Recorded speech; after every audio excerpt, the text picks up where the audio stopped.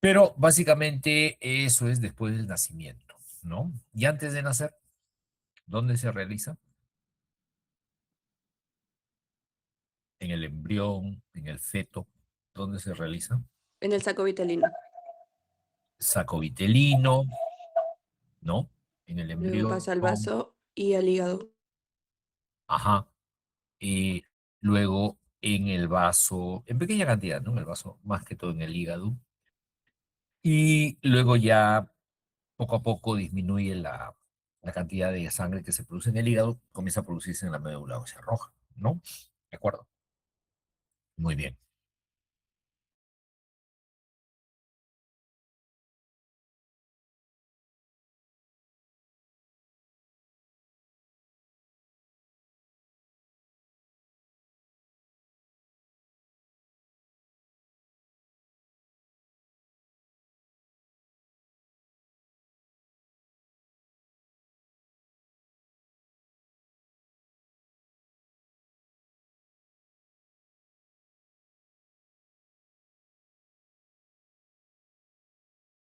Un poquito lo que hicimos en la clase pasada, ¿no? ¿Te acuerdas? En la clase pasada hicimos la hematopoiesis, hematopoico. Este stem cell se va a diferenciar en dos linajes, ¿no? Un linaje mieloide y un linaje, ¿ya? El linaje mieloide da origen a células como los eritrocitos, las plaquetas y todos los leucocitos, menos los linfocitos, menos los linfocitos, ¿ya? O sea,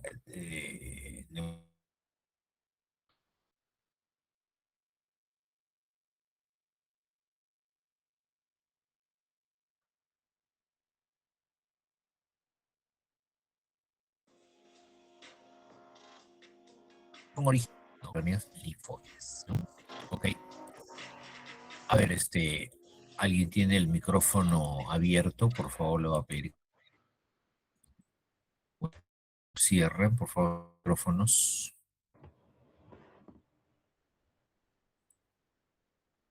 Mm, ok, gracias. Los alumnos que quieren ingresar a la reunión.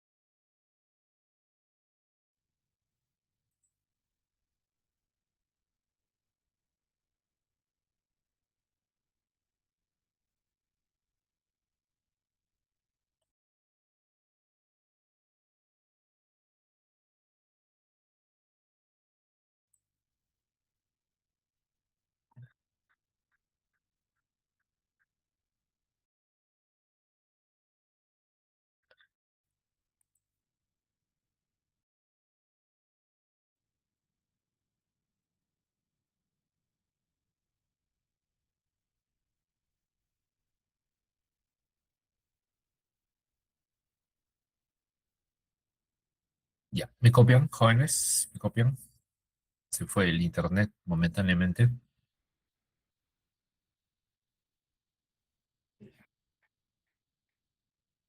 ¿Me copian?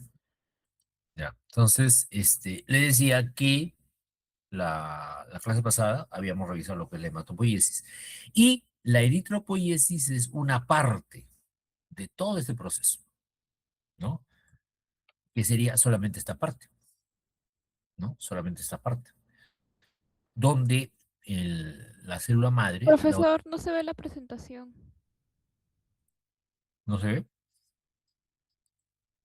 No, A ver, profesor, la ha dejado de compartir. a ver, a ver, a ver. Ya, ahora sí, ¿no?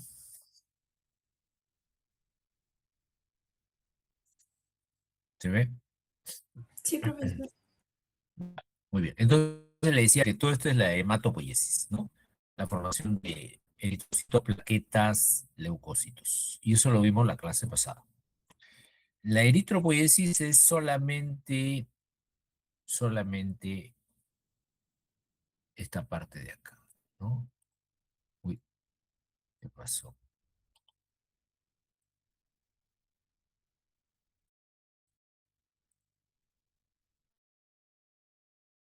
La eritropoiesis.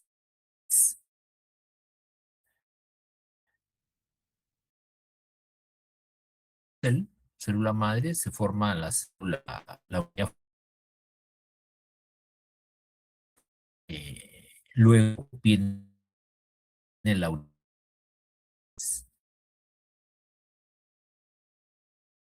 eritroides. Después viene el eritro, y este eritroblasto va a sufrir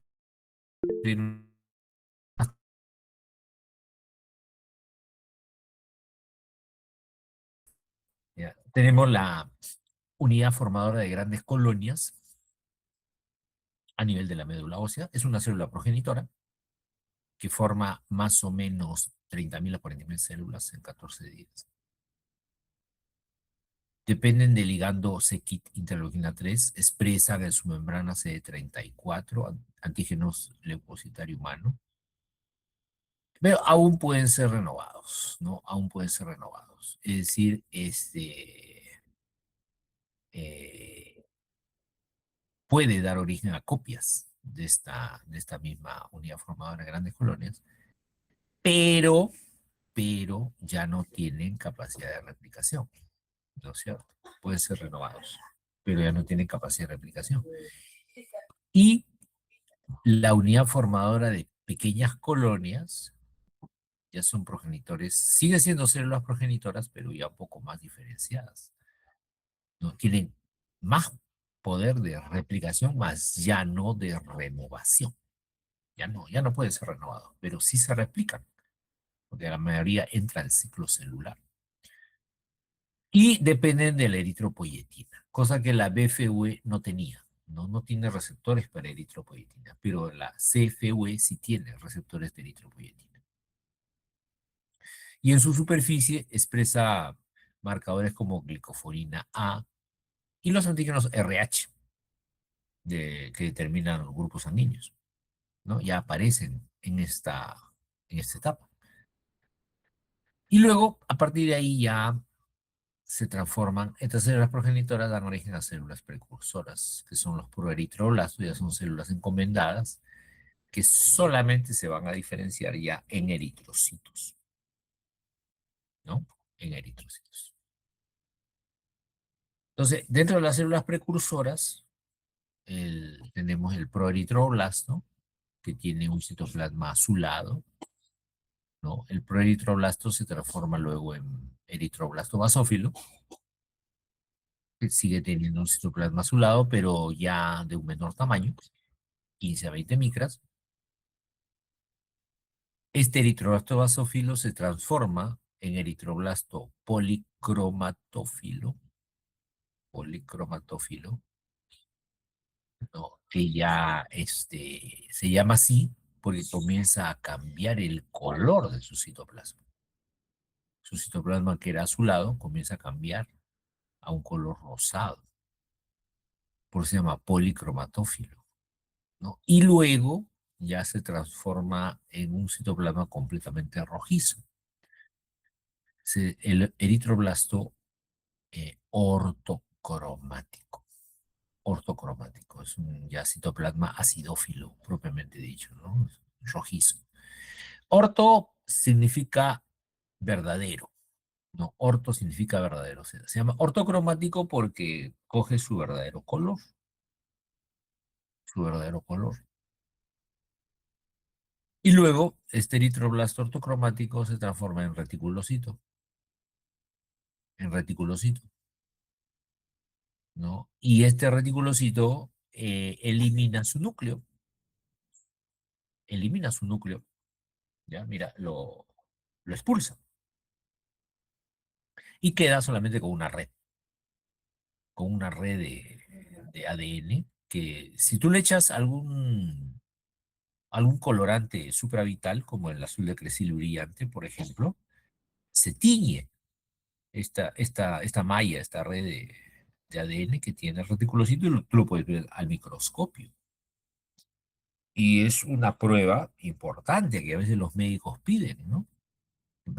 Cuando tú seas médico vas a pedir bastante el índice de reticulocitos en un paciente, ¿no? Lo normal es que sea de 0,5 a 1,5%. Es lo normal de reticulocitos en sangre periférica. ¿Ya? Y el resto son glóbulos rojos ya maduros. ¿Ya? Entonces, ¿qué pasaría, por ejemplo, si la cantidad de reticulocitos aumenta? Por ejemplo, en un paciente, Un aumento en la cantidad de reticulocitos puede estar asociado a a un,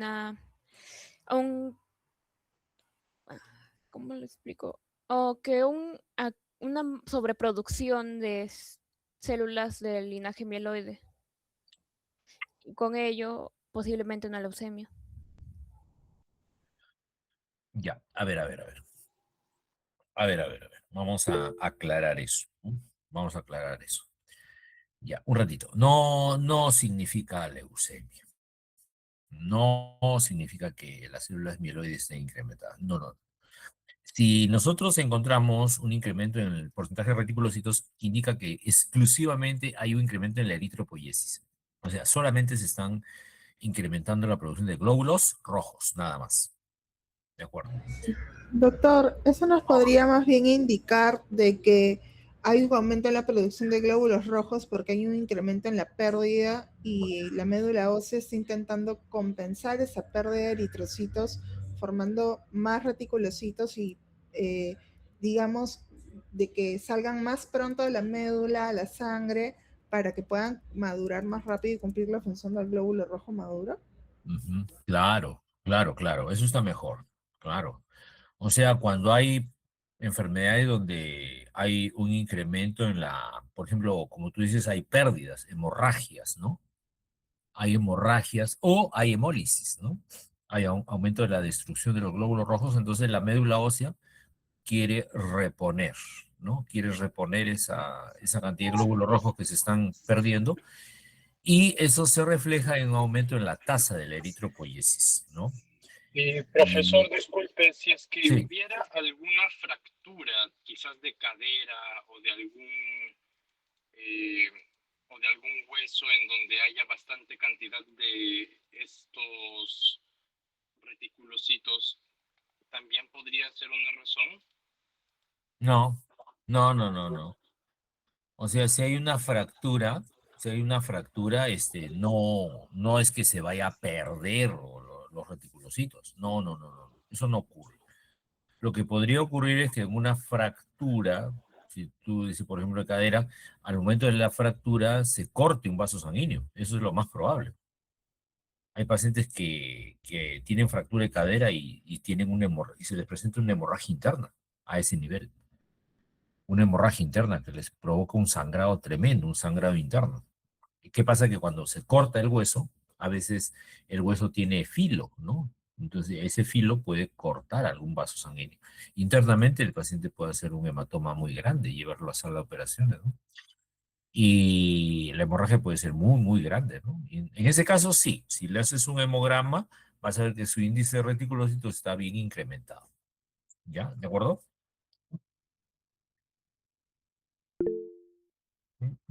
Ujú.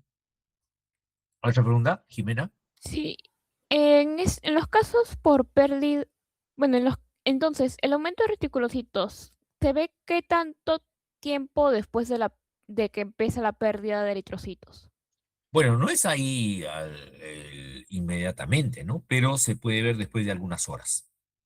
Después de algunas horas, digamos después de 4 o 6 horas, ya se va viendo el incremento de reticulocitos, ¿no? Después que se inicia, por decir, la hemorragia o la hemólisis, sea el caso, ¿no? Después de más o menos unas 4 horas, ya se comienza a ver el incremento de reticulocitos, ¿ya? ¿Ok?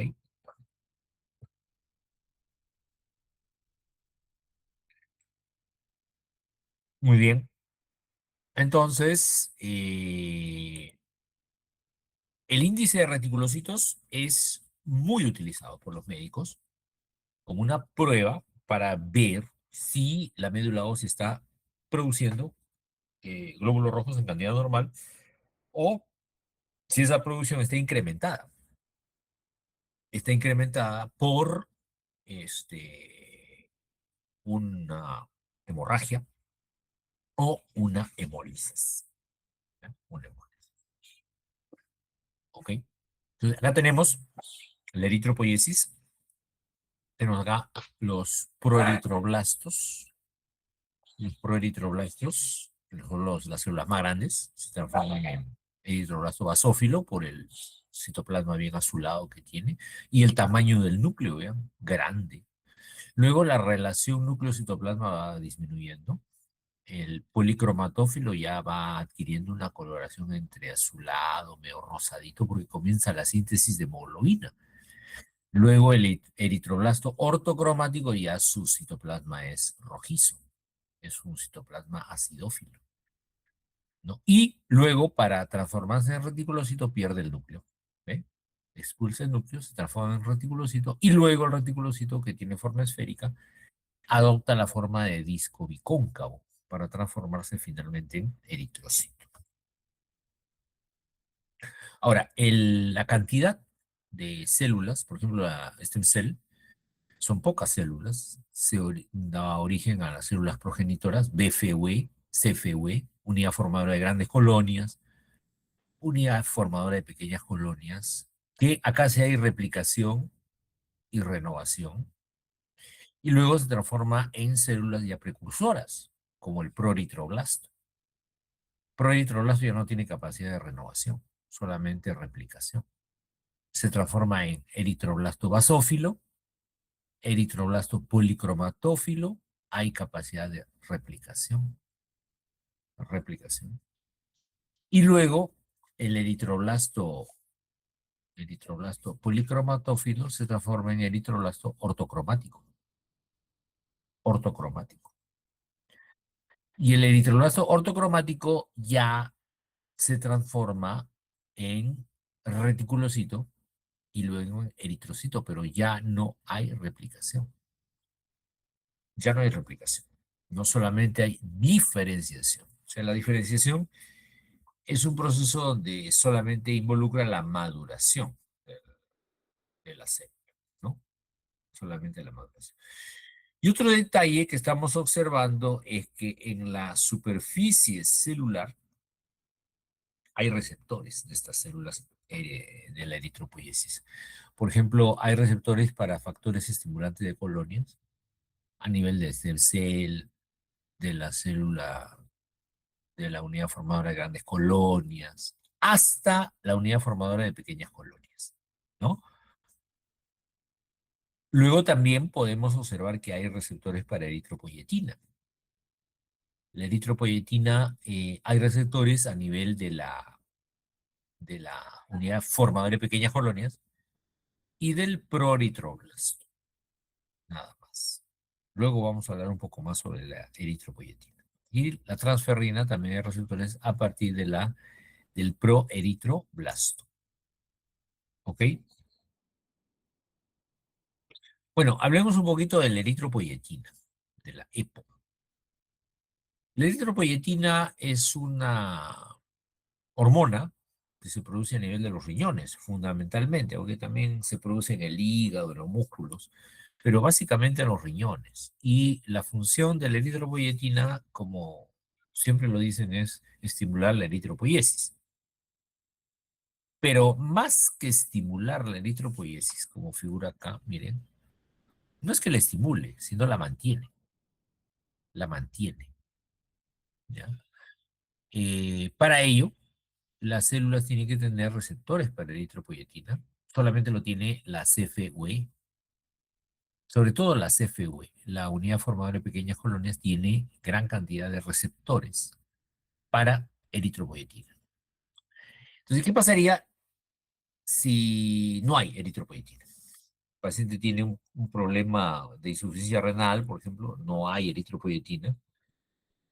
Entonces, al no haber eritropoyetina, hace que las células, las FUE y las siguientes, el proeritroblasto, por ejemplo, sufran apoptosis, que es una muerte celular. Entonces, al haber apoptosis, ya no se va a desarrollar el proceso de eritropoiesis de la misma manera. Ya va a haber una disminución en este proceso y, por lo tanto, va a haber anemia. Entonces, la falta de eritropoyetina va a provocar anemia, ¿no? Este proceso de apoptosis de las células sanguíneas se llama eriptosis. Eriptosis. Entonces, lo que hace la eritropoyetina, su presencia es evitar esta eriptosis, manteniendo la eritropoiesis. Lo mantiene. O sea, es como un factor de supervivencia, ¿no? La eritropoyetina. Inhibe la eriptosis. La eritropoyetina es una glucoproteína de 30,4 kilodalton de peso molecular. Es una molécula muy glicosilada, significa que está unida o con muchas moléculas de glucosa, ¿ok?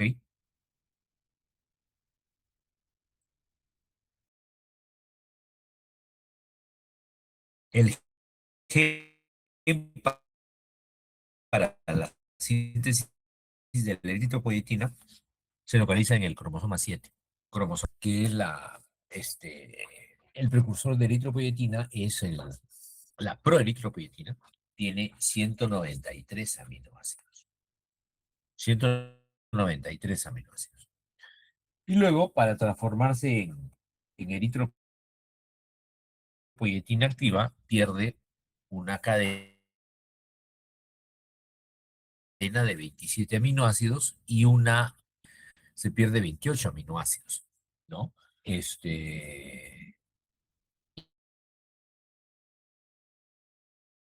Y ya de tener 193 aminoácidos menos los 28 que pierde, circulante, ¿no? Es la proteína circulante. ¿Qué más? Si nosotros hacemos un dosaje de eritropoyetina en sangre, se puede hacer, ¿no? Y su concentración normal debe ser de 10 a 20 micromoles por mililitro.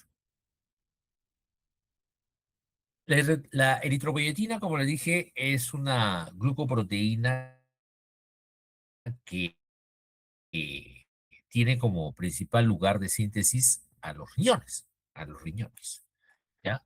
Pero aparte también se puede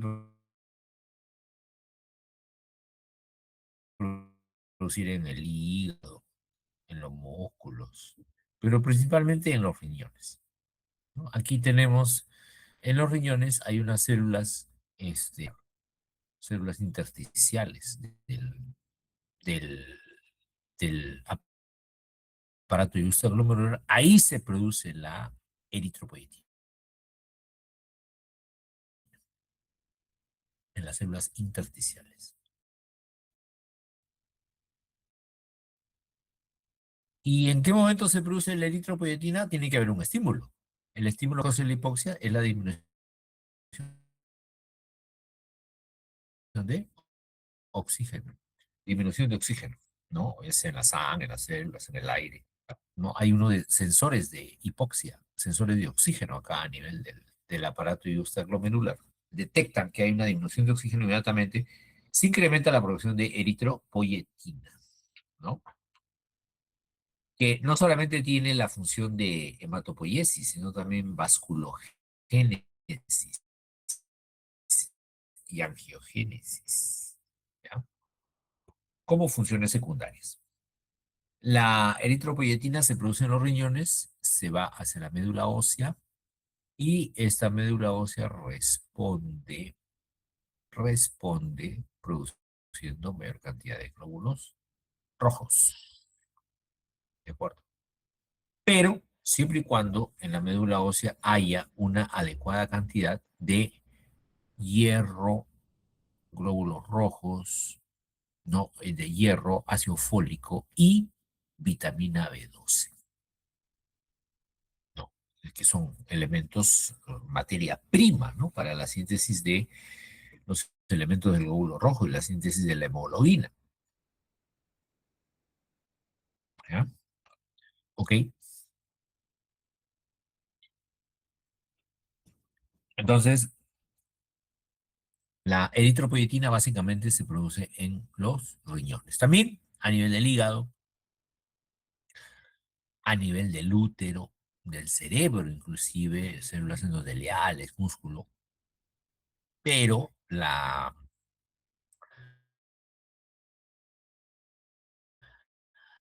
principal intervenir en la eritropoiesis está a cargo de la eritropoyetina que se sintetiza a nivel de los riñones. De los riñones.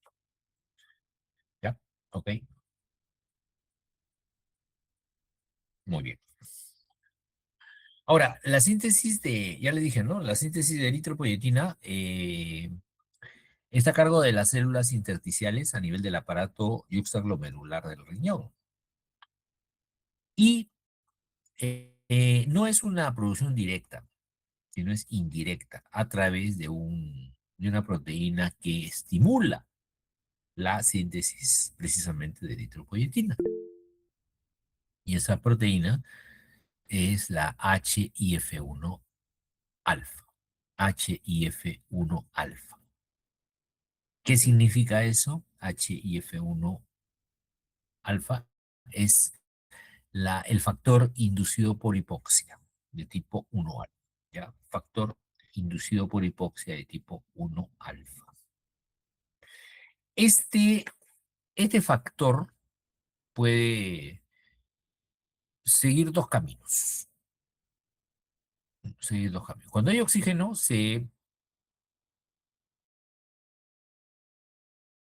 o- o hidroxila, se hidroxila, entra a las células, se une a la ubiquitina, a los proteosomas donde es degradado. Finalmente ya no actúa. Y cuando no hay oxígeno, o sea, cuando estamos en una hipoxia, se fosforila, se fosforila. Y al fosforilarse ahí entra al núcleo y ahí sí va a estimular la síntesis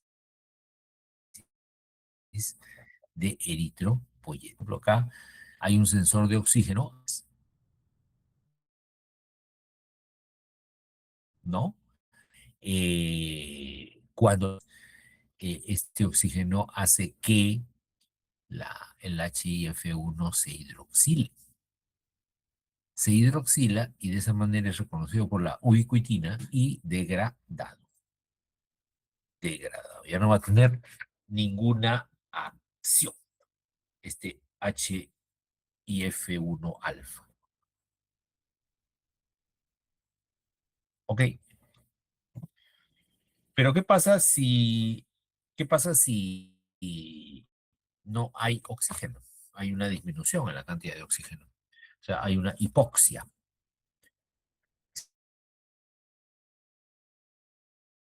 Si es que hay una hipoxia, ¿qué va a pasar? ¿Qué va a pasar? Ya no se hidroxila el HIF1 alfa, sino sigue otra ruta metabólica de fosforilación.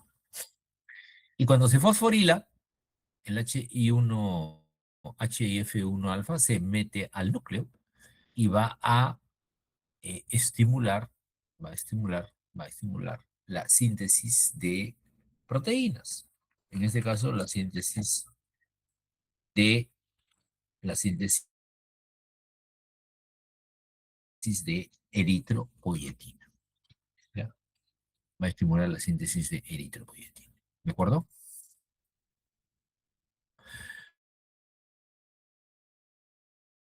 Entonces, la eritropoyetina más que precursoras, ¿no? Como el CFUE o el proritroblasto. De esta manera mantiene una tasa de eritropoiesis adecuada. Pero así como hay estimulantes de la eritropoiesis, hay inhibidores de la eritropoiesis.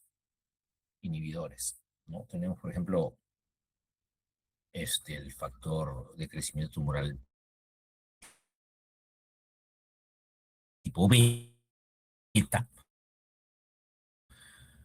Tenemos la necrosis tumoral,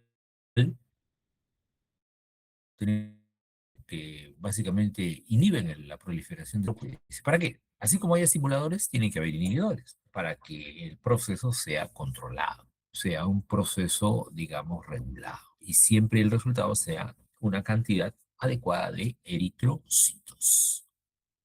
Ya, eritrocitos, ¿no? ¿De acuerdo? Bueno, preguntas hasta aquí.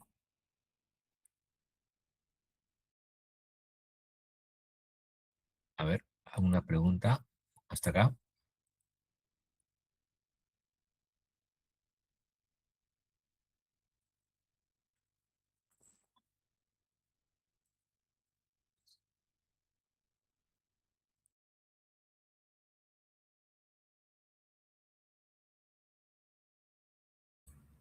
¿Hay preguntas?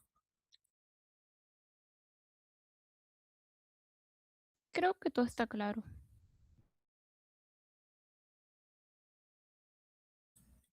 Muy bien.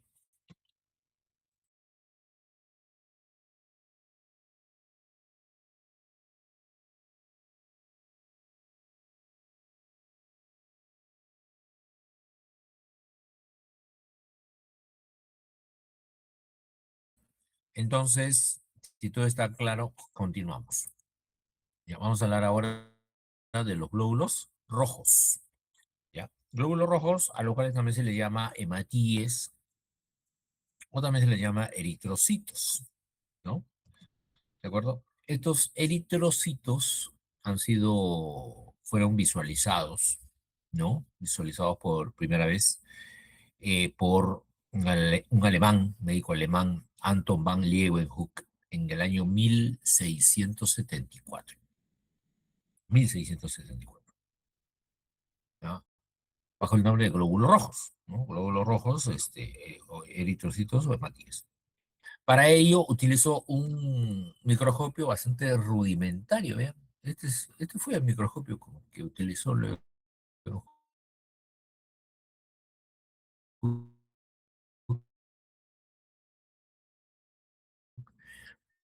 En realidad es un microscopio bastante simple y él podía ver a trasluz, como se ve acá en la figura, él podía ver a trasluz algunos elementos muy pequeños, ¿no? Como los glóbulos rojos lo veía. No, no tanto así, pero bueno, algo parecido. Entonces fue el primero en visualizarlos, ¿no? Luego, con el correr de los años, ya este, los microscopios han ido perfeccionándose, han ido modernizándose, ¿no? Hasta el microscopio actual, ¿no? Que es tal como lo conocemos hoy en día, ¿no? ¿Ok? O sea, muchísima mayor resolución, ¿no? Bueno, y que se verá en el futuro, ¿no?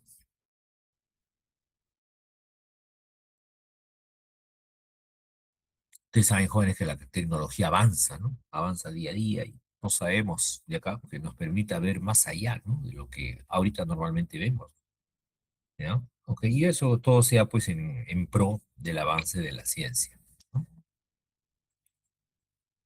Entonces, eh, acá tenemos el glóbulo rojo normal, que tiene la forma de un disco bicóncavo, ¿no? Un disco bicóncavo, ¿no? Tiene eh, y un espesor de 2,5 micras, 2,5 micras, teniendo como este, espesor en la parte central, una micra.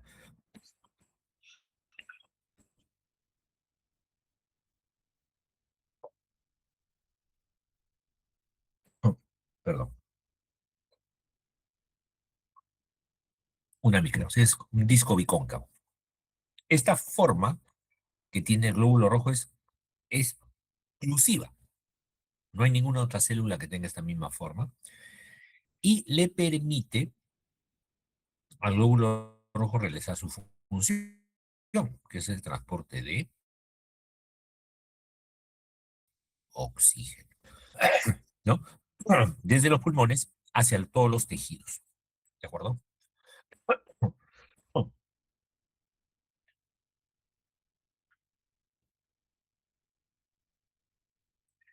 Eh, cuando nosotros queremos saber cómo están los diferentes parámetros dentro de la sangre, no solamente el nivel de glóbulos rojos, sino también de hemoglobina, hematocrito, glóbulos blancos, plaquetas, etcétera. Queremos saber cómo están todos los elementos de la sangre. Entonces hacemos un hemograma. Un hemograma, que es un reporte hematológico donde podemos visualizar, ¿no? Todas las cantidades, ¿no? En las cuales se encuentra cada uno de los elementos de la sangre, ¿no? Y algunos índices importantes que me van a servir como médico para diagnóstico de algunas enfermedades, ¿no? Y orientar el tratamiento de las mismas, ¿no?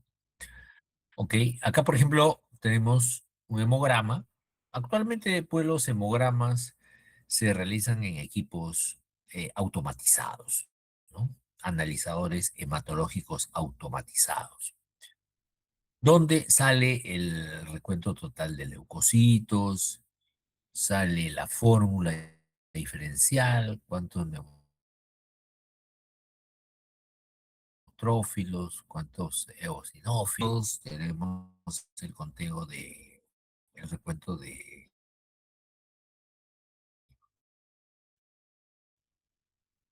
hematocrito, la concentración de hemoglobina,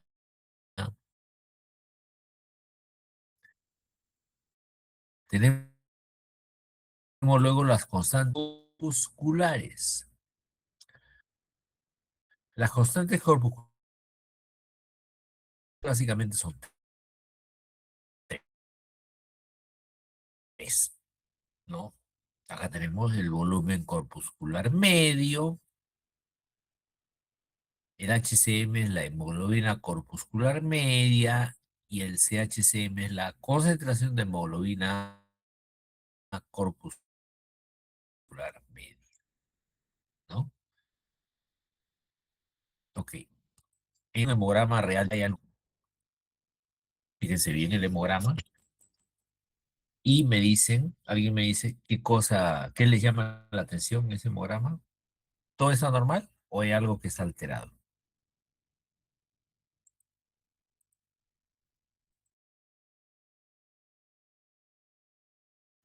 Profesor, ¿puede volver a la presentación, por favor?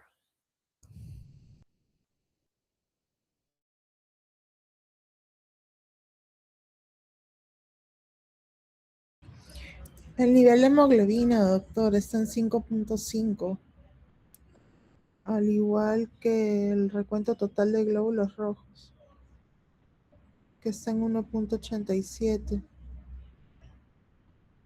El número de neutrófilos segmentados está en... Bueno, el porcentaje de neutrófilos segmentados está en 76%, cuando el rango normal va hasta 70%.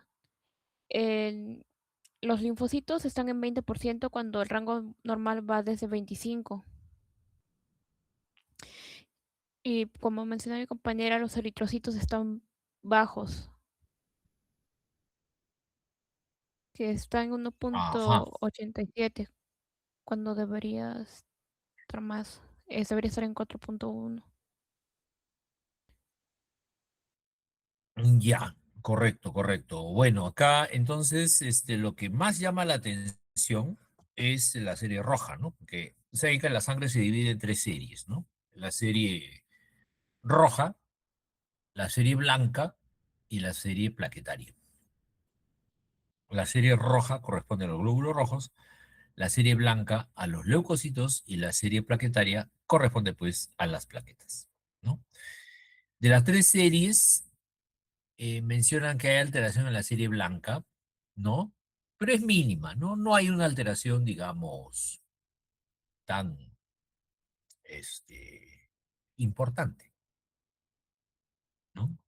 La cantidad de leucocitos está normal La y, hemoglobina está bien baja. perdón, La hemoglobina está bien baja. así es, así es, así es. Justamente eso es lo que estamos, observando, ¿no? En el Además, si demograma. usted ve en el, doctor, en el gráfico que está al costado, la tendencia de la campana que se ha formado de Gauss ahí, se va Ajá. más para, digamos, que sea más pequeño el glóbulo rojo a que sea un poco más grande.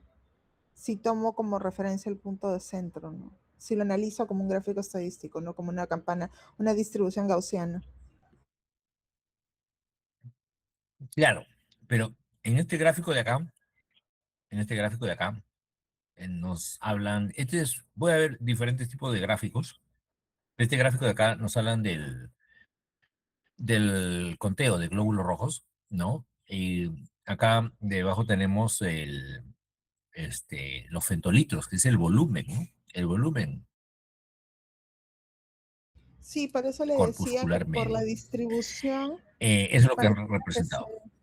claro, pareciera que la gran mayoría de los glóbulos rojos fueran más chiquitos de lo normal, porque si no, la campana estaría más al centro. Ya, pero parece que no, porque si nosotros vemos el volumen corpuscular medio está en 89.3. Ya. Y 89.3 es un volumen corpuscular medio, digamos, normal, ¿no? Ya que el valor, acá lo tenemos, el valor, el rango, digamos, normal de volumen corpuscular es de 80 a 96. Entonces, si, por ejemplo, el paciente tuviera, en vez de tener 89.3, tuviera 70%. Entonces, ahí sí, ¿no? Tuviera 70, entonces esta gráfica estaría más desviada a la izquierda. Y ahí sí habríamos hablado de microcitosis, o sea, de una disminución en el tamaño, ¿no? Promedio de los glóbulos rojos. Y si esta gráfica estuviera desviada a la derecha, vemos el volumen corpuscular, por ejemplo, 105, ahí hablamos de macrocitosis, ¿no? Pero en este caso, viendo nomás el valor del volumen corpuscular medio, vemos que está dentro del rango de normalidad. Entonces decimos que hay no son microcíticos ni macrocíticos los glóbulos rojos, son normocíticos, normocíticos, ¿ya? Eh, pero lo que más llama la atención en el hemograma es la disminución de hemoglobina, ¿no? Es lo notorio, ¿no? Lo más notorio en este hemograma, ¿no? Es 5.5. Fíjate que en este paciente el rango normal es de 12 a 15. 12 a 15. Puede ser una mujer, ¿no? De 12 a 15 es su rango normal de hemoglobina. Y tiene 5.5. Y lógicamente esto se correlaciona con el conteo de eritrocitos, ¿no? Que está muy por debajo de lo normal. 1.870.000 cuando debe de haber 4.100.000 por lo menos, ¿no? Y esto también se relaciona, ¿no? Con el hematocrito. El hematocrito está en 16.7, lo normal de 35 a 47, ¿no? Doctor, entonces se podría deducir por solo los valores que se han alterado digamos, los glóbulos rojos, hemoglobina y hematocrito, que ese resultado podría ser más por una pérdida tipo una hemorragia que por un proceso, digamos, más orgánico, no sé, una anemia o algo así. No, eso sí no lo podemos saber con solamente ese hemograma. No podemos saber la causa de la anemia. Podemos tener alguna orientación, por ejemplo, si hubiera microcitosis, hubiera hipocromía, podríamos decir que es una anemia ferropénica, ¿no? Pero es una orientación. Habría que hacerle al paciente exámenes complementarios, ¿no? Exámenes adicionales para determinar con mayor precisión cuál es el origen de la anemia, ¿no?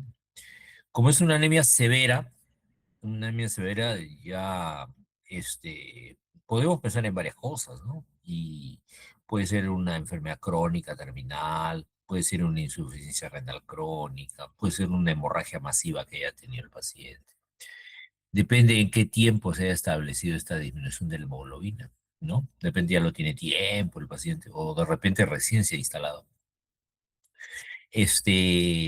Pero definitivamente para saber la causa hay que hacer otros exámenes adicionales, como por ejemplo el índice de reticulocitos. Índice de reticulocitos, hay que hacer aptoglobina, hay que hacer perfil de hierro para ver la concentración de hierro sérico, para ver nivel de ferritina, transferrina, ¿no? Etcétera. Pero así nomás, con un solo hemograma, no podría yo, a ciencia cierta, determinar la causa de esa anemia. ¿De acuerdo? ¿Ya? Ok.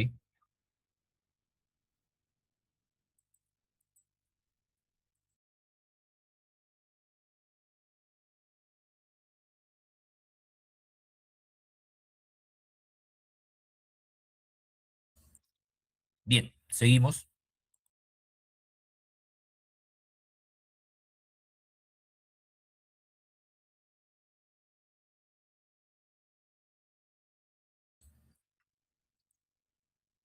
Y entonces le dice que este hemograma que hemos visto es un hemograma que se ha hecho en un analizador hematológico, más o menos. Ahora, actualmente, pues en los laboratorios abundan, ¿no? Los analizadores hematológicos automatizados, más o menos como este. ¿Ya?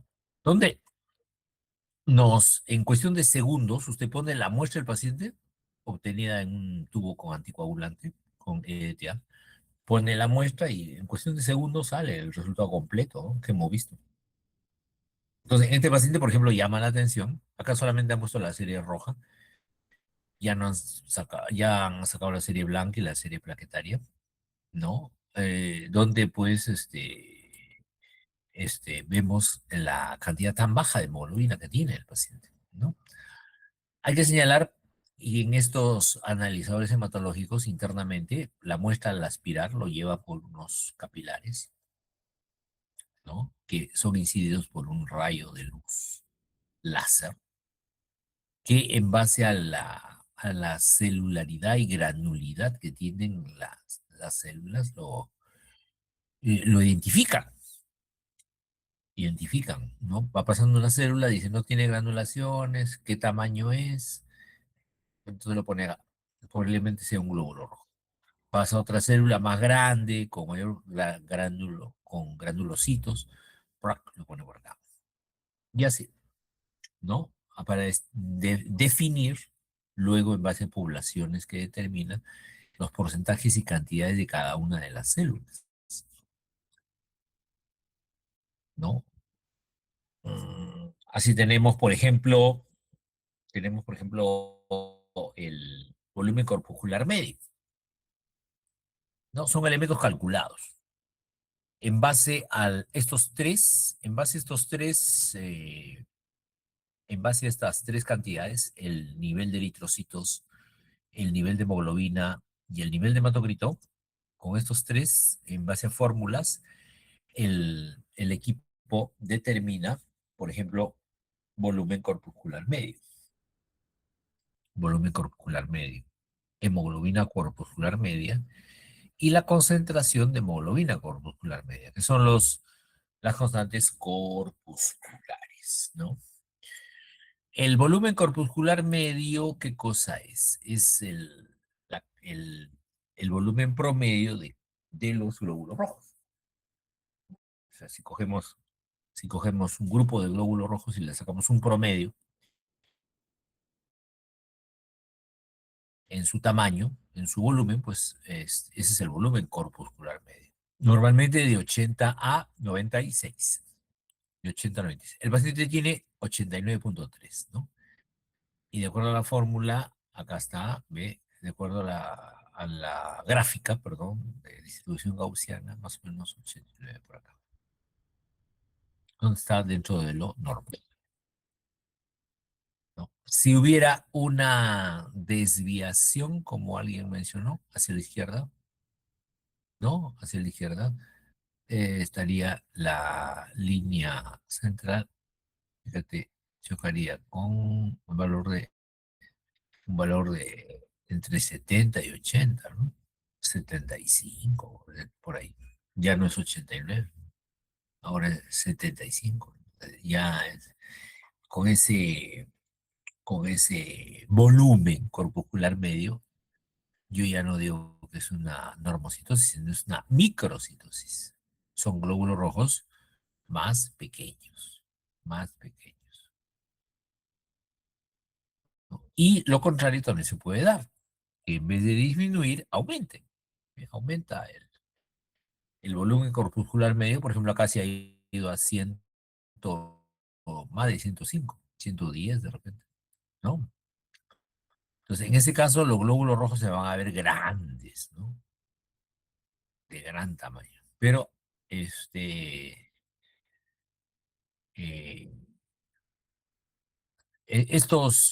estos parámetros, como les repito, estas constantes corpusculares ya salen automáticamente calculadas cuando se hace un hemograma automatizado. Un hemograma automatizado. Ya sale automáticamente. Tenemos la hemoglobina corpuscular media. Hemoglobina corpuscular media. Y viene a ser la cantidad de hemoglobina que hay por cada glóbulo rojo. Ya, si usted quiere determinar, por ejemplo, imaginariamente, ¿no? Tenemos un glóbulo rojo y le sacamos la cantidad de hemoglobina que contiene, la pesamos, es la hemoglobina corpuscular media, que debe ser de 28 a 33. 28 a 33, ¿ya? En este caso, el paciente o la paciente, ¿no? No sabemos, tiene 29.4. 29.4. Entonces, ¿qué comentario me amerita esto?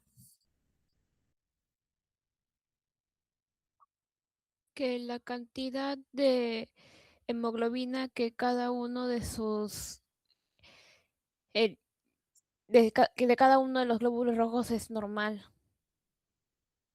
Bueno, está en el Claro. rango normal. Ajá, Así que la claro. disminución en, hemoglo- en hemoglobina en sangre no es porque haya menos hemoglobina en el glóbulo rojo. A ver, no te entendí esa parte. Eh, eh, Es ¿Qué que tenía en que el ver arriba está este HB, acá? hemoglobina Ya, 5.5 tiene el paciente, ¿no? de gramos por decilitro de sangre, Correcto, ya. cuando el rango debería estar 12.3 a Ajá. 15.3. Entonces está bajo. Pero como mencionaba, si seguimos la fórmula del, H- de la, de la hemoglobina corpuscular media, Ahí, vemos a de ver, que en promedio, acá está. Hemoglobina corpuscular media. Ya, de que, 29.4. de que la hemoglobina, de que la hemoglobina, de que la hemoglobina corpuscular media está en el rango normal.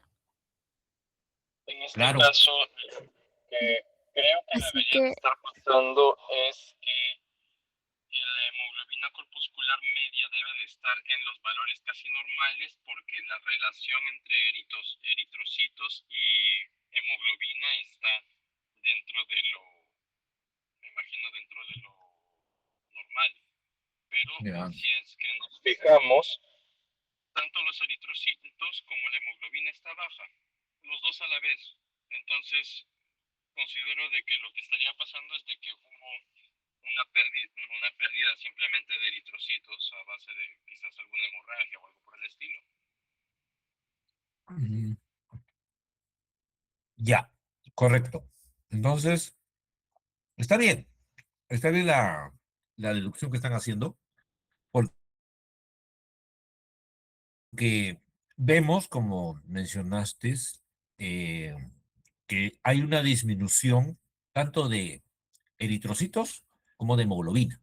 Y por lo tanto, si la disminución es de ambos es proporcional, entonces esta relación que hay entre hemoglobina y cantidad de glóbulos rojos se mantiene.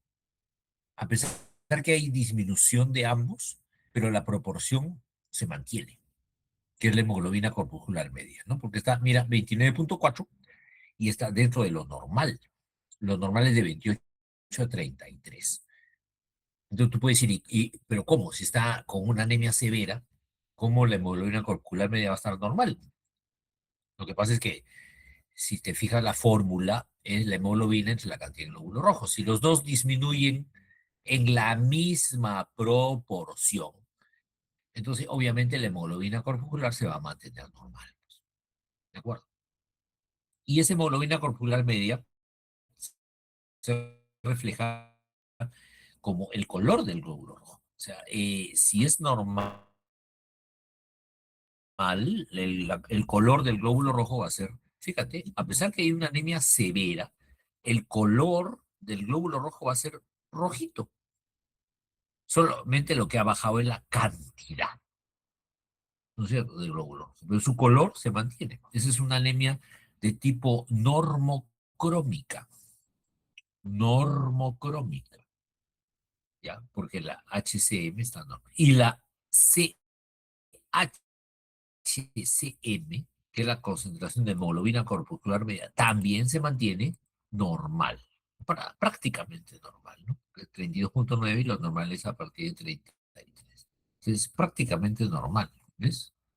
Que también es la disminución es la división entre hemoglobina y hematocrito, ¿no? Hemoglobina y hematocrito. Más o menos, eh, el, la relación entre hemoglobina y hematocrito es más o menos un tercio, un tercio. O sea que la hemoglobina es la tercera parte del hematocrito, ¿ya? Generalmente. Entonces acá, por ejemplo, ¿se va a cumplir o no se cumple eso en este paciente?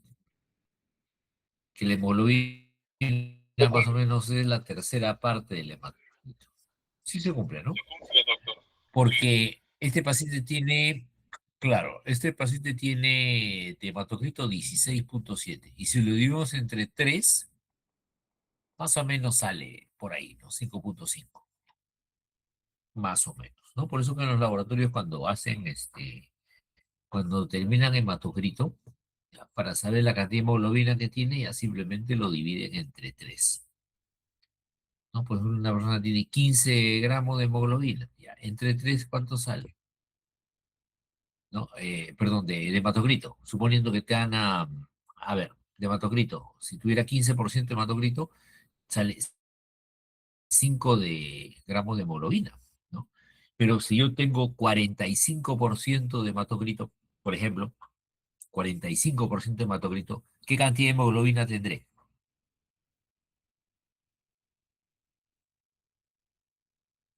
A ver,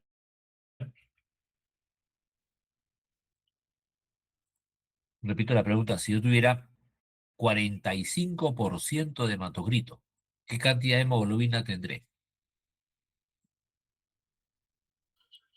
Aproximadamente 15. Claro, claro, muy bien, porque es la tercera parte. Ya, acuérdense, siempre la hemoglobina es la tercera parte del hematocrito.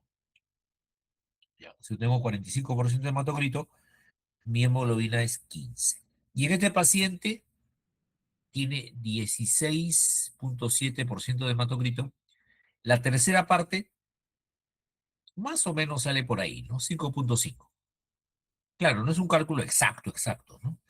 Sino es un cálculo aproximado, ¿ya? Aproximado. ¿Ok? ¿Estamos de acuerdo? Sí, profesor. ¿Hay una pregunta ahí?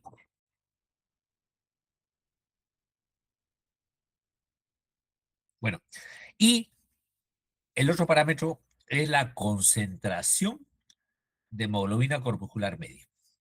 O sea, las constantes corpusculares que se llaman son tres, básicamente tres. El volumen corpuscular medio, la hemoglobina corpuscular media y la concentración de hemoglobina corpuscular media. Esos son los tres constantes corpusculares. Entonces, la concentración de hemoglobina corpuscular media es la cantidad de hemoglobina que hay en todo el volumen del hematocrito, o sea, en toda la cantidad de glóbulos rojos, ¿no? Básicamente es la tercera parte.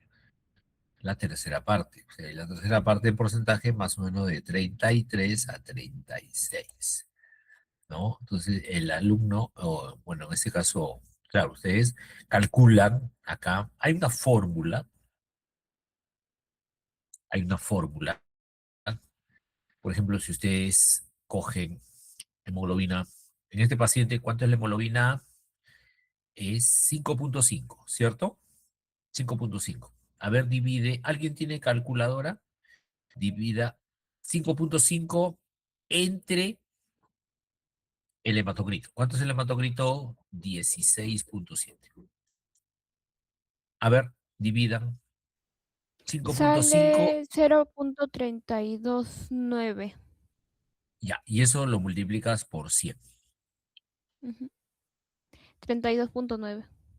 32,9, ¿ves? Sale ahí, 32,9 la cantidad la concentración de hemoglobina corporal media.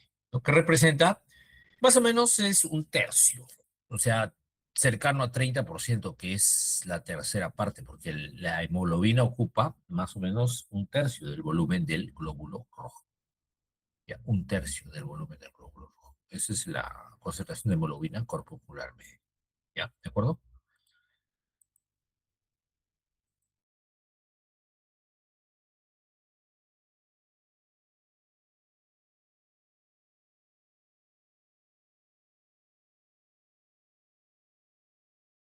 Ah, ¿preguntas?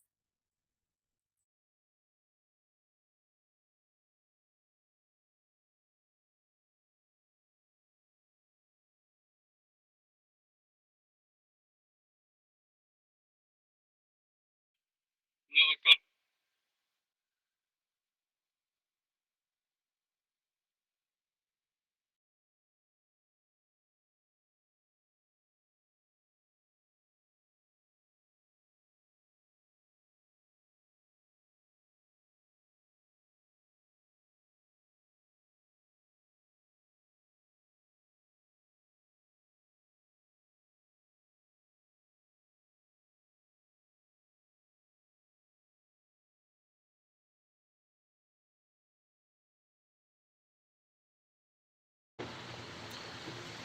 Ninguna pregunta, doctor.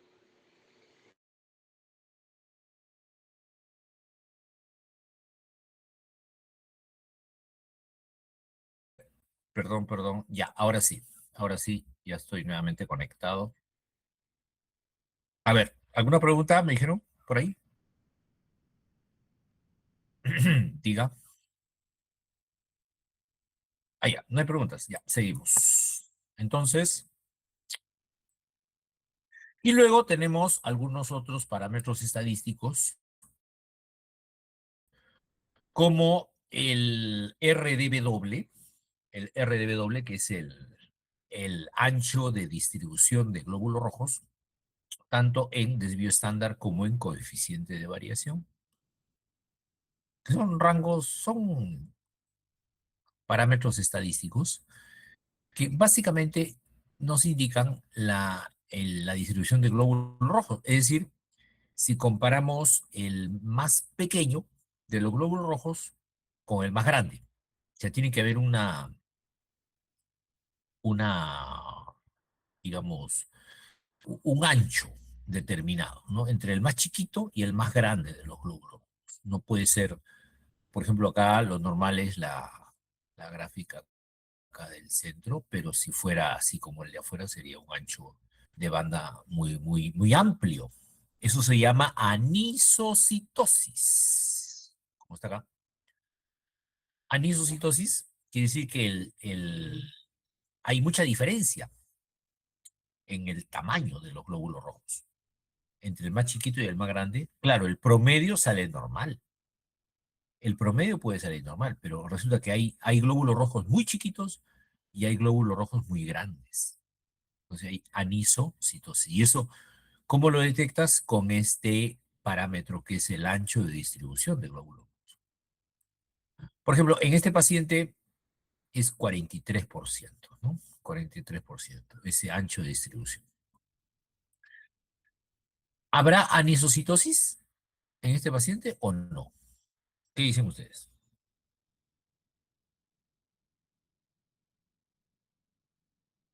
No. No, muy bien. No, no hay anisocitosis. ¿Por qué? Porque su RDB su ancho de distribución de glóbulos rojos es 43%, ¿no es cierto? ¿Y es normal? Sí es normal, porque está entre 37 y 54. Es el no. Si estuviera, por ejemplo, en 60, ahí sí sería un incremento, ¿no? En este parámetro, entonces sería una anisocitosis. Puede ser en términos de desvío estándar o puede ser en coeficiente de variación. También expresa lo mismo. Por ejemplo, acá es 13. Pero es lo mismo, solamente que uno esté expresado en desvío estándar y otro esté expresado en coeficiente de variación. Entonces, acá, por ejemplo, en coeficiente de variación tenemos 13. Lo normal es de 11 a 16. Entonces, está bien, no hay anisocitosis. ¿Ya? Ok. Acá hay un paciente, por ejemplo, que tiene 60. El paciente de acá, del hemograma, es 43. Está dentro de lo normal. Pero este paciente de acá que tiene 60, el que tiene 60 ya no. 60 ya es mucho, entonces es una anisocitosis. ¿De acuerdo? Bueno, hablemos un poquito del eritrocito, un poquito más del eritrocito. El eritrocito es un glóbulo rojo, pues, que tiene como diámetro, ¿se acuerdan? 7 micras. El problema es cuando pasa a nivel de los capilares. Los capilares tienen más o menos 3 micras de diámetro. Entonces, el eritrocito, ¿cómo hace para pasar? Si tiene 7 micras. ¿Cómo hace para pasar por un capilar que tiene 3 micras? ¿No? ¿Cómo hace? Se estira, miren, ¿ves? Acá viene y se estira para pasar. Es que el glóbulo rojo es como una bolsa desinflada, como una bolsa desinflada que se elonga, se estira. Es como una pelota de fútbol que le hemos desinflado, ¿no? Entonces la podemos estirar y puede pasar. ¿Estamos de acuerdo? ¿Ya? Eh, este, si colocamos a un glóbulo rojo en una solución isotónica, por ejemplo, ya eso lo vimos en la práctica de fragilidad osmótica, no pasa nada, no hay intercambio de agua. Pero si lo ponemos en una solución hipertónica, ¿qué pasa con el glóbulo rojo? Comienza a perder agua, pierde agua y los glóbulos rojos se crenan, ¿sí o no? Dan origen a los crenocitos. Ahora, si lo ponemos en una solución hipotónica, eso sí lo vimos en la práctica de fragilidad osmótica, ¿no? Si lo ponemos en una solución hipotónica, ¿qué ocurre? Más bien el agua se mete dentro de los glóbulos rojos. Se mete y dependiendo de la fragilidad o resistencia de las membranas de los glóbulos rojos, se van a romper. Si lo pones en soluciones cada vez más hipotónicas, va a llegar un momento en que se lisa, se rompe la glóbulo rojo y se produce hemólisis, ¿no? Así, por ejemplo, si ustedes se acuerdan de la práctica de fragilidad osmótica, ¿no? Que vimos en la primera semana. Eh, Cuando la concentración de cloruro de sodio era más o menos 0,5, comenzábamos a bajar, ¿no? 0,9, 0,8, 0,7, 0,6, pero cuando ya estaba en 0,5, ahí ya las membranas de los glóbulos rojos ya no resisten mucho y se comienzan a romper, se comienzan a romper, comienza a alisarse algunos glóbulos rojos, los más antiguos, por ejemplo, y luego se comienza a alisar todos, todos, todos, hasta que ya cuando se alisan todos, es la hemólisis total, más o menos en la concentración de 0,3, 0,5 y la hemólisis final a 0,3, más o menos, ¿no? Entonces trazamos nuestra curva y ya tenemos nuestra curva de fragilidad osmótica, ¿no? Ahora, sabemos de que la membrana de los glóbulos rojos contiene un citoesqueleto. Esqueleto que está constituido por proteínas integrales que atraviesan la membrana o proteínas periféricas que están por dentro de la membrana. Proteínas integrales como la glicoforina C, la proteína banda 3 y proteínas integrales, proteínas periféricas, perdón, tenemos la espectrina, la actina, la banda 4,1, etcétera, etcétera. Entonces, todas estas proteínas tienen por finalidad estabilizar la membrana del glóbulo. La estabilizan, le dan cierta resistencia, ¿no? Ahí está. Le dan cierta resistencia. Ahora, ¿qué pasaría si faltase alguna de estas proteínas? Por ejemplo, falta la espectrina, que tiene una cadena alfa, una cadena beta. Bueno, que falte alguna de las cadenas de la espectrina, o que falte la anquirina, por ejemplo, ¿no? ¿Qué pasaría? Se desestabiliza el citoesqueleto. ¿Eh? Por ejemplo, ahí tenemos una proteína integral. Entonces, se desestabiliza el interior del citoesqueleto y la membrana se vuelve más frágil. Se vuelve más frágil. Por eso de que cuando usted somete estos glóbulos rojos más frágiles a la prueba de fragilidad osmótica, la curva se desplaza a la derecha. ¿Y en qué caso se vuelve más frágil la membrana del glóbulo rojo? Cuando genéticamente nos carecemos de alguna de estas proteínas. Por ejemplo, genéticamente usted no produce espectrina o no produce anquilina junto a uno. Y eso da origen a una enfermedad que se conoce con el nombre de esferocitosis. Esferocitosis. Ok, es hereditaria. Y se puede producir la esferocitosis por ausencia de la espectrina o de la anquilina o de la banda 4,1. La cosa es que falta alguna de estas proteínas. Y falta la ausencia de alguna de estas hace que la membrana del glóbulo rojo sea más resistente, ¿no? Ok. Eh, entonces, cuando hay ausencia de alguna de estas proteínas, se altera la forma del glóbulo. También hay anemia porque no se sintetiza la adecuada cantidad de hemoglobina, pero hay anemia, ¿no? Anemia y hay alteración de la forma de los glóbulos rojos.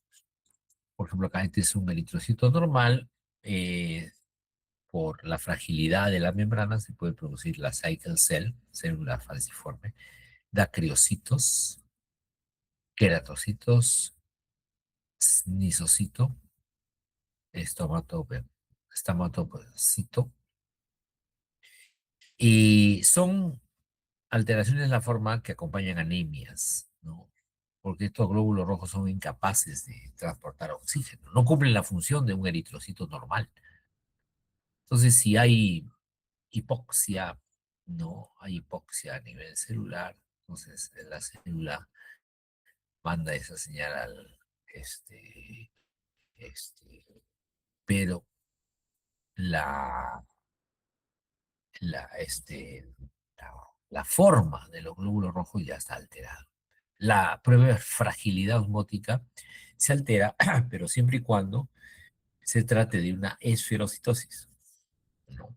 Acá tenemos una tabla donde mencionamos la ausencia de alguna de las proteínas, la alfa-espectrina, por ejemplo. Si genéticamente tenemos ausencia de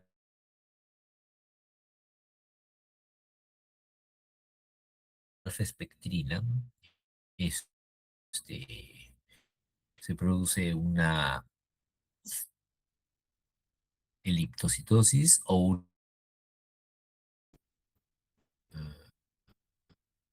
y así por el estilo. Por ejemplo, en la ausencia de banda 3 o también la ausencia de proteína 4.2, mira, que en Japón se ha descubierto. ¿Ya? Entonces, cualquiera de estas causas hace que la membrana del glóbulo rojo sea más débil, más frágil. Y por lo tanto, en la prueba de fragilidad osmótica, comienza a alisarse en una etapa más temprana, ¿no? A una concentración de cloruro de sodio un poco más alto, ¿no? Esa es la esferocitosis hereditaria, ¿no? Ujú. Y, y bueno, mm, yo creo que por la hora nos falta ver la hemoglobina y el transporte de oxígeno, pero ese es un poco más o menos largo, entonces mejor nos quedamos aquí hasta esta diapositiva, ¿qué les parece? Y ya la próxima semana ya hacemos con paciencia hemoglobina y transporte de oxígeno, ¿no? ¿Qué les parece? ¿Está bien o no? A ver, Sí, doctor. Buenas noches. Estaría bien. Una preguntas. consulta. Sí, sí, Sí. sí, diga. Disculpe. Buenas noches, doctor. Una consulta. De la semana pasada, ¿se va a repartir la diapositiva? ¿Se va a poder compartir? ¿Y de esta semana también? Sí, ya le pasé a la delegada de la promoción. Ah, ya. Ok, voy a preguntar Sí, entonces. Gracias. a ver, la delegada de la promoción se llama Otárola, ¿no? Se apellida Otárola, Si ¿no? es que fuera en todo caso, profesor, de que lo puedan subir lo más antes posible para poder revisarlo. Claro, yo le he dado las diapositivas a la delegada, la chica Otárola, con la condición de que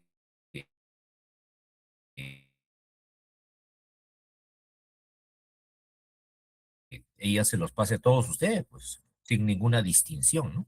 Que se los reparta a todos. Ella tiene que pasarles, ¿no? ¿Está la delegada en este grupo? Otárola. Pero la clase de la semana pasada sí lo mandó la señorita al grupo. ¿Ah? Ah, ya. Entonces, ¿cuál es el reclamo? Creo que más bien, doctor, disculpe, la compañera se menciona a las clases de hoy, si lo podría mandar, por lo que es un tema bastante amplio para poder repasar, se lo podría mandar hoy tal vez.